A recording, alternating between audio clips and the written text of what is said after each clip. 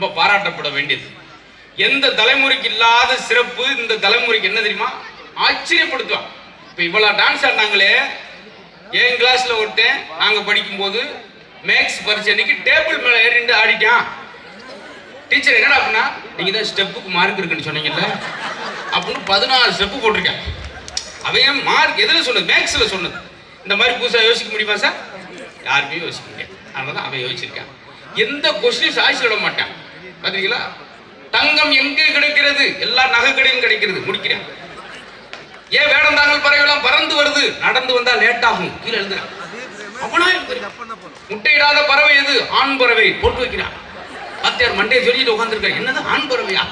ஐயோ என்னையா இதெல்லாம் நம்ம பசங்கள் திட்டிடக்கூடாது. புதுசா யோசிச்சிருக்கான் பாரு. குழந்தைகளை பென்ட்ரைவ் மாதிரி வளர்க்கக்கூடாது. எப்படி குருட்டு மனப்பாடம் பண்ணி பேப்பர்ல வர்றது யார் வேணாலும் செய்யலாம். பென்ட்ரைவ் அதான் செய்யும். காப்பி பண்ணும், பேஸ்ட் பண்ணும். குழந்தைகளே சுயம்பாக இருக்கு. இன்னைக்கு உள்ள குழந்தைகளாம் சுயம் பாடுங்க எவ்வளவு ரசிச்சு அழகா அது ஆடும்போது எனக்கே நானே ஒரு 5-6 தடவை வீடியோ எடுத்தேன். அவ்வளோ அழகா இருந்துச்சு. முதல்ல எல்லா குழந்தைகளுக்கும் போய் சுத்தி போடுங்க வீட்டு. எனக்கெல்லாம் எங்கள் அப்பா சுத்தியிலே போட்டார். இந்தா இதெல்லாம் என்ன படிக்கிற அப்படின்னு.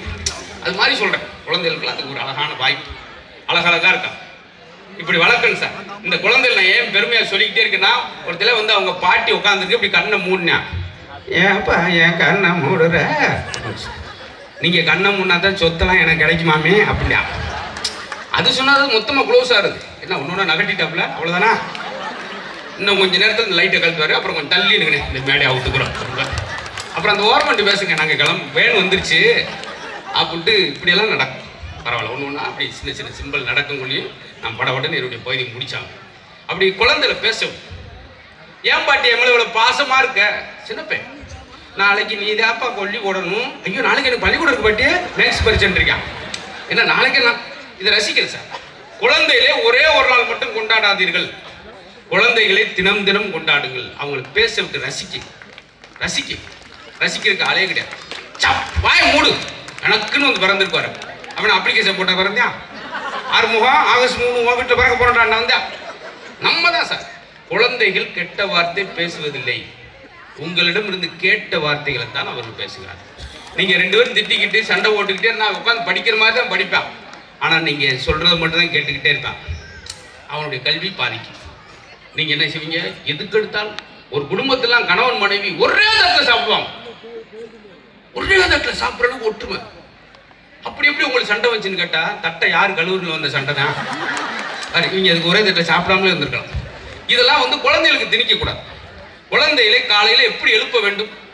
ரொம்ப எனர்ஜெட்டிக்கா இருக்கணும். அந்த குழந்தைக்கு அந்த வார்த்தை உயிரோட்டமான வார்த்தையா இருக்கணும். காலையில் குழந்தை எழுப்பும் போது எந்திரிங்க, தர்மபுரி கலெக்டர் எந்திரிங்க, ஹலோ ரஞ்சித் தர்மபுரி கமிஷனர் நீங்க தூங்கலாமா 7 மணி வரைக்கும் அப்படி சொல்லணும். நீங்க அப்படியா சொல்றீங்க? எந்திரி எருமை எந்திரி, அங்க வாரு வேணும் வந்து நிக்குது கொருன்னு தூங்கிட்டு இருக்கான் எருமை அப்படின்னா அவன் எருமை மாதிரியே தான் இருப்பேன். படிடா படிப்பும் கழுத என்னத்த படிச்சு. நீங்க தான் வெளிநாட்டுல பாருங்க, எல்லாம் பணக்கார நாடு. இந்தியா மட்டும் ஏன் ஏழை நாடு? அதுல அவ்வளவு சயின்டிஸ்ட் இருக்கான், தொழிலதிபர் இருக்கான், கோடீஸ்வரனா இருக்கான். இந்தியா ஏன் ஏழை நாடா இருக்குன்னா நீங்க பேசுற வார்த்தை தான்.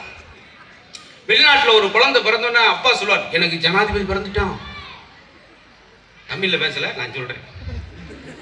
அதே அம்மா சொல்லுங்க, ஜனாதிபதி சொல்லாங்க, விஞ்ஞானி பிறந்துட்டான்னு சொல்லுங்க. போட்டி ஒடுக்கிட்டு குழந்தை வளர்க்குறாங்க அறிவுபூர்வமா.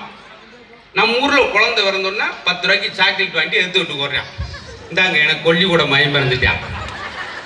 உடனே அம்மா எனக்கு பிச்சை எடுத்து விட கஞ்சி ஊற்றியான் என் மையன்.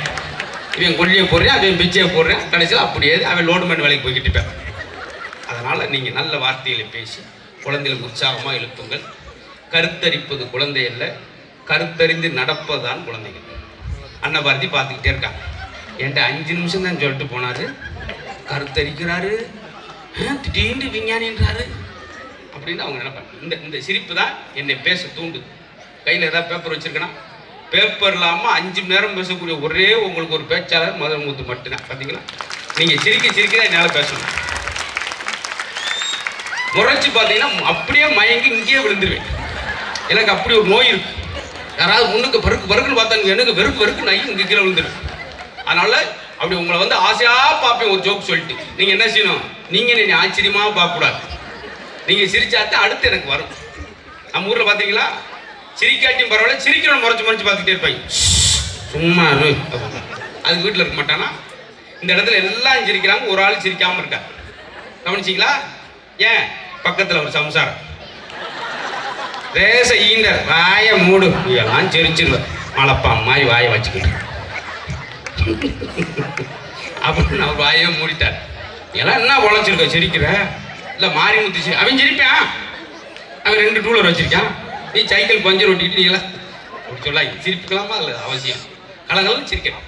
தூங்கினா கூட வீட்டுக்கார 10 நிமிஷம் தூங்க விடும். 1:30 மணிக்கு எழுப்புது ஒரு அம்மா. ஐயோ ஐயோ எந்திரிக்க, அவன் கீழே விழுந்து கட்டிலோட உடச்சிக்கிட்டு கட்டில் காலோட எந்திரிச்சா. என்னடி என்னாச்சு? இந்தாங்க தூக்க மாத்திரை கூடாம தூங்கிட்டீங்க. அவன் ஜெருப்புகளுக்கு அவனவே அடிச்சிருக்கான். சனியம் முடிச்சு தூங்குறவனு கேட்டியே தூக்க மாத்திரை. பாத்தீங்களா சார்? எங்கேயா இதுதான் சொல்லு. பாவம் இருக்கட்டும், பிரியா. நல்ல கால மாற்றத்தில் நம்மளுக்கு கிடைஞ்ச மிகப்பெரிய சொத்து, மிகப்பெரிய செல்வம் யாருன்னு கேட்டிங்கன்னா நம்ம குழந்தை. அதனால தான் குழந்தை செல்வம்னு சொல்லியிருக்கான். எங்கேயாவது பணச்செல்வம்னு சொல்லியிருக்கானா?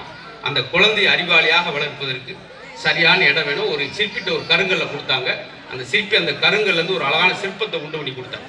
எப்படி இந்த கல்லுக்குள்ள அழகான சிற்பத்தை உண்டு பண்ணீங்கன்னு கேட்கும்போது அந்த சிற்பி சொன்னார், நான் சிற்பத்தை உண்டு பண்ணவில்லை, ஏற்கனவே அந்த சிற்பம் உள்ளே இருந்தது.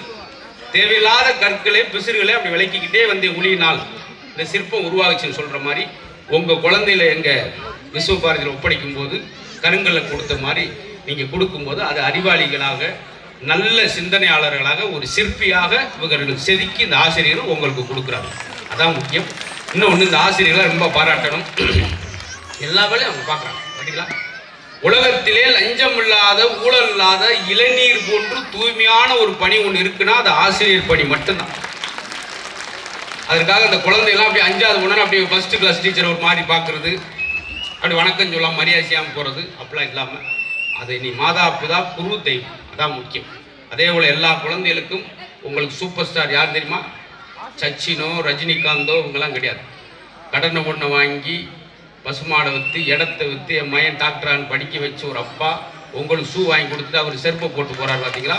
ஒவ்வொரு தந்தையும் தாயும் தான் உங்களுக்கு சூப்பர் ஸ்டார், புரட்சி தலைவர், புரட்சி தலைவர்லாம் அவங்க. அப்படி என்பதை சொல்லி நல்ல மகிழ்ச்சி. ஏன் இந்த குழந்தைகளை பற்றி நான் சொல்லிக்கிட்டே இருக்கேன்னா, நாங்கள்லாம் பரீட்சையில் தெரிஞ்சால் எழுதுவோம், 2 கொஸ்டின் கொடுத்துருவோம். இப்போ தெரியாட்டி தான் பக்கம் பக்கமாக எழுதுறேன். நல்லா படித்தவன் 2 வரி எழுதுறேன், சுமாராக படித்தவன் 2, 3, 4, 5 வரி எழுதுறேன், எதுவுமே தெரியாதவன் 16 பக்கம் எழுதுறேன். அதுக்கு உங்களுக்கு 2ஆம் குலத்துங்கச் சோழன் யார்? 3ஆம் குலத்துங்கச் சோழனுக்கு மூத்தவன். பாத்தியார் மதியம் வரைக்கும் அப்படியே நெஞ்ச பிடிச்சிட்டே உட்காந்துருக்காரு. என்னையா ரைட்டு மாதிரியே எழுதியிருக்கானே சார், அவர் எனக்கு அப்படித்தான் சார் ஒருத்தர் எழுதி. என்ன எழுதியிருக்கேன் உங்களுக்கு? நான் ஒன்று எழுதியிருந்தேன் கேட்டிருந்தேன் சார். சிமெண்ட் பொருள்கள் எதை எதை கொண்டு தயார் செய்யப்படுன்னு போட்டிருக்கேன், கேட்டிருந்தேன். அவன் என்ன எழுதியிருக்கான் பாருங்க சார். எழுதியிருக்கான், சிமெண்ட் பொருள்கள் எதை எதை கொண்டு தயார் செய்யப்பட வேண்டுமோ அது அதை கொண்டு தான் தயார் செய்யப்படுகிறது, வேறு எதை கொண்டும் இது தயார் செய்ய முடியாது. வாத்தியார் சட்டையை கிழிச்சு தெருவில் ஓடிக்கிட்டு இருக்கார். ஐயோ அதுன்னு ஓட்டிக்கான் சார், எதுன்னே ஓடலையா சார். இது ஒரு ஊக்கம், இது பாராட்டுங்க சார், கோபப்படக்கூடாது. அதை சாய்ஸில் விடாமல் எழுதுறான் பாருங்க. எங்களுக்கெல்லாம் நாங்கள் படிக்கும்போது 8 கொஸ்டின் கொடுத்து 5க்கு ஆன்சர் எழுதுனா அதுக்கே தெரியாது, 2 தான் எழுதுவோம், அதில் 1 தான் ரைட் ஆகும். அதில் வாத்தியார் அன்னைக்கு ஓய்விட்டு சண்டை போட்டு வந்தோன்னே எங்களுக்கு முட்டமாக இருக்குது அன்னைக்கு, அப்படி இருக்கு. ஆனால் இன்னைக்கு 1 வேர்டுக்கு எத்தனை பக்கம் எழுதுறான்? 13 பக்கம் எழுதுறா. இதை கேளுங்க. நேற்று டிவியில் இதை பேச சொல்லி கேட்டாங்க. கஸ்தூரிபாய் குறிப்பு 1 மார்க் கொஸ்டின், காந்திஜி மனைவின்னு போட்டால் 1 மார்க் கிடைச்சது, முடிஞ்சு சோழி. அவனுக்கு தெரியலை, பேசாமல் பேப்பர் கொடுத்துட்டு போக வேண்டியான. எழுதியிருக்கான் சார் 13 பக்கம். கஸ்தூரிபாய் குறிப்பா குறிச்சிடுறேன் அப்படின்னு வாங்கினான் சார். 13 சீட்டை வாங்கி இங்கு திற எழுதுறான் கஸ்தூரிபாய். இது ரொம்ப அகலமான பாய்.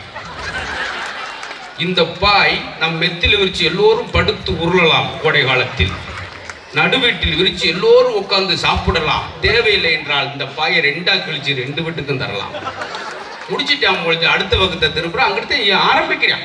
கஸ்தூரிபாயின் வகைகள்: உழப்பாய், தார்பாய், நார்பாய், office boy, school boy, room boy. அவர் வேர்த்திருச்சு, 4 மாத்திரை போட்டு உட்காந்துட்டார் வாத்தியார். ஐயோ இன்னைக்கு பாய் பாயின்னு நம்மளும் பாயாகிட்டு போயிடும் போலயே. சரி என்னதான் சொல்ல வர்றேன் பார்த்தா கடைசி பாட்டு அதிர்ச்சி கொண்டு வந்துட்டான். கஸ்தூரி பாய் வாஜ்பாயோட பெரியது அப்படின்னு முடிச்சிருக்கான்.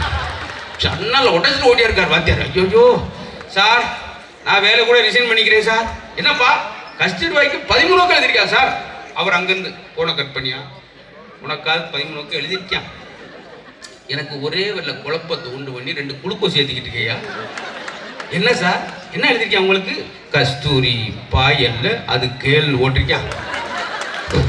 நான் யார்கிட்ட போய் கேட்குறது இது வரைக்கும் தெரியாம இப்போ தயா கோயிலில் உட்காந்து வேண்டிட்டு வந்திருக்கேன். நேர்த்தி கடை பண்ணிட்டு பார்த்தியா உழைப்பு. இந்த மாதிரி அறிவாற்றல் மிக்க குழந்தைகள் உருவாவதற்கு மிகச்சிறந்த ஒரு அருமையான இடம் இதுதான் சார் இந்த இடம். அதனால் இந்த இடத்துல புனிதமான இடத்துல பேசுவதற்கு எங்களுக்கு ஒரு வாய்ப்பு. இப்போ நான் பேசிட்டேன். அடுத்து அன்னபாரதி அவர்கள் 1.5 நிமிஷம் பேசுவார்கள். அதில் இப்போ 2 செகண்ட் போயிடுச்சு. அதனை தொடர்ந்து 2 பேர் இணைந்து எப்பவுமே குடும்பத்துக்குள்ள நம்மளுக்குள்ள ஒரு சண்டை இருந்துக்கிட்டே இருக்கு. நான் தான் பெருசு நீ தான் பெருசு அப்படின்னு சொல்லி அது இன்னைக்கு யார் நல்லா கேட்டு ரசிச்சுட்டு போங்க. ஏன்னா ரொம்ப தூரத்தில் அவங்க வந்து நானாவது மதுரை என்னையும் தாண்டி ஒரு 1.5 மணி நேரம் பாவம். முந்தானத்து கிளம்பி அந்த காரில் வந்து காரு டயரை அங்கேயே சேலத்திலே மாற்றி தேஞ்சிருச்சு வந்துருக்காங்க உங்களுக்காக. அதில் தாய் குளங்கள்லாம் நீங்களாம் ரொம்ப மகிழ்ச்சியாக. ஏன்னா உங்களுக்குலாம் பொன் நகையை விட புன் நகை தான் அழகு. சரி பெண்கள் தயசி சரி எப்போ பாரு 7 மணிக்கு சீரியல் ஆரம்பிச்சது நடிச்ச அம்மா 7 மணி வரைக்கும் அழுது மூக்க சிந்தி செவத்துல தடவி அவர் வாரம் பெயிண்ட் அடிச்சுட்டு உட்காந்துருக்கார் வீட்டுக்கார். ஐயோ இப்படி செஞ்சு வைக்கிறாள் ஐயா என்னையா செய்ய பூரா அரை மணி நேரம் சீரியல் பார்க்க அரக்கில் முறுக்க திங்குதுங்க. மறுக்கு தின்னுட்டு என்னத்தை எடுத்திருக்காங்க இங்கெல்லாம் சீரியல் வெக்கமலாம் அப்படின்னு அதை 2 குறை சொல்லிட்டு குரலே மாறி போச்சு பெண்களுக்கு.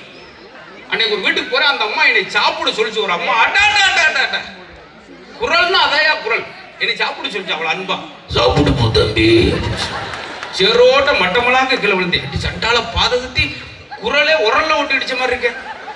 வெளியே வந்தா அவங்க வீட்டுக்கார் வெளியே சேர போட்டு உட்காந்தாரு.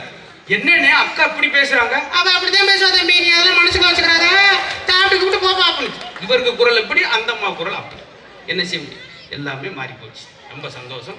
அன்னபாரதி அப்படித்தான் கல்யாணம் ஆனவுடனே அவங்க வீட்டுக்காரரு முத பாட சொன்னார். பாட்டு பாடுமா கேட்போம். அந்த அம்மா அந்த தூதுவளை அரைச்சி பாட்டை பாடி தூதுவளை அரைச்சி அவரை பார்த்தா வெளியே அரளி விதை அரைச்சிக்கிட்டு இருக்காரு. இன்னைக்கோடு ஏங்கியோடைய முடிச்சுக்கிறீங்க அப்படி. அது மாதிரி எல்லாமே இனிமையா இருக்கும் போது நல்லா இருக்கும். காற்று மெல்லிசாக அடிக்கும் போது அது தென்றல். காத்து வேகமா அடிச்சா புயல். பார்த்தீங்கன்னா புயல் வந்து போன புயல்னா ஒருத்தன் முருங்கை மரம் அமைக்கிட்டு டீஸ்பூட்டில் கூட அமைக்க அப்படி கிடைக்கான் இழுத்துக்கிட்டு. அந்த நேரம் ஒரு அம்மா டிவியில் பேட்டி சொல்லுங்க என்ன நீங்க ஃபீல் பண்றீங்க? என்ன ஃபீல் பண்றேன்னா எனக்கு மரத்தை தூக்கிட்டு ஓட்டி ஒன்று வெளுக்க போறேன் அப்படி. அவனை போய் தூக்கி விட்டா தானே சார் அப்படிலாம் நடக்கும். ரொம்ப சந்தோஷம். அழகா சிரிச்சிங்க. சிந்தனைகள்லாம் இன்னைக்கு எல்லாருக்கும் இருக்கு. இருந்தாலும் உங்களை மகிழ்ச்சி படுத்துறதே எங்களுக்கு நோக்கம். நான் அடிக்கடி சொல்லுவேன். அதை இங்கே பின்பதியில் சொல்கிறேன். இப்பொழுது கோயில்பட்டி அன்னபாரதி அவர்கள் பிக் பாஸ் நிகழ்ச்சி நீங்கள் பார்த்துருப்பீங்க. ஏன்னா நீங்கள் கேட்டால் பார்க்கல நீங்கள் அதுக்காக நானே பார்த்துருப்பீங்கன்னு சொல்லிடுறேன். பார்க்குறீங்களோ பார்க்கலையோ ஓகே போங்க அவ்வளோதான். அது மட்டும் இல்லாமல் ஜல்லிக்கட்டு என்கிற ஒரு மாபெரும் நிகழ்ச்சி தமிழனுக்கு பெருமை சேர்க்கிற நிகழ்ச்சி. அந்த ஜல்லிக்கட்டினுடைய முதல் பெண் வர்ணனையாளர் எம்சி பண்ணது ஆங்கர் பண்ணது அவங்க தான் அந்த பெருமைக்குரியவர்கள். அவர்களை அன்போடு அழைக்கிறோம். ஆமாம் அந்த விசிலிங்கெல்லாம்